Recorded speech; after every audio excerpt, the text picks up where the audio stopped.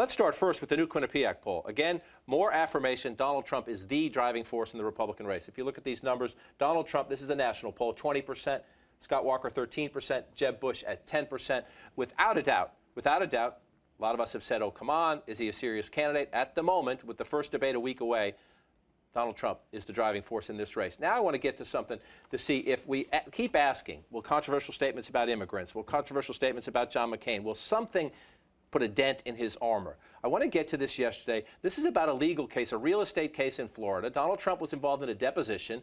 The attorney involved in this deposition was on New Day yesterday morning. Donald Trump then reacted to what she said in an interview with CNN's Dana Bash. Here it is for you to consider the she said, he said. When I said that I needed the break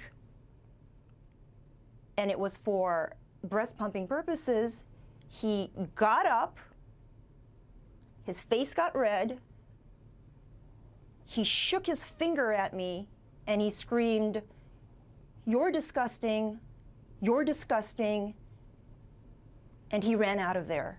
She wanted to breast pump in front of me. And I may have said that's disgusting. I may have said something else. I thought it was terrible. She's a horrible person, knows nothing about me. Again, she said, he said. We'll see. Maybe there's a stenographer in the room or somebody who can come out and give their account of what happened here. He confirmed her account. He confirmed her account to a degree. He says he didn't blow up. He says he didn't storm out of the room. He says I may have said that. He may have said disgusting. Here's look. It's obviously an interesting question as to exactly what happened, but can Donald Trump afford this at the moment? If again, we always ask, do the rules apply to him? But look at his numbers. In a CNN ORC national poll among women, 29% view him favorably, 61% unfavorable. That is off the charts compared to any other Republican candidate and any other candidate, period. If you look in the two swing states of Iowa and New Hampshire, NBC Marist recently polled there, favorable among women in New Hampshire at 22, 69% unfavorable. This is all voters, not Republicans. In Iowa, it's 27-63. Very hard to see him.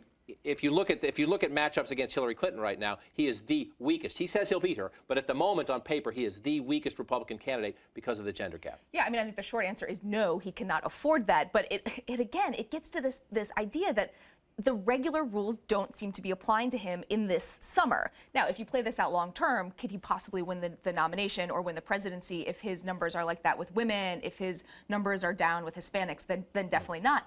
But this summer, he is saying things on other issues that are appealing to a big portion of the Republican electorate, and I don't think in the next couple of weeks you're going to see that change much. I have a problem in the media. We often are poll-driven. We'll ask, is this going to have an effect? And if it doesn't have an effect over time, then we kind of back off and we say, oh, the voters don't care. It's our responsibility to make sure they care, that a man who wants to be the President of the United States looked at a woman, he confirmed it, in a room who had to do something that's very natural and said, that's outrageous. And then just called her, what did he call her just now? A horrible person. He called a lawyer, a respectable lawyer, a horrible person.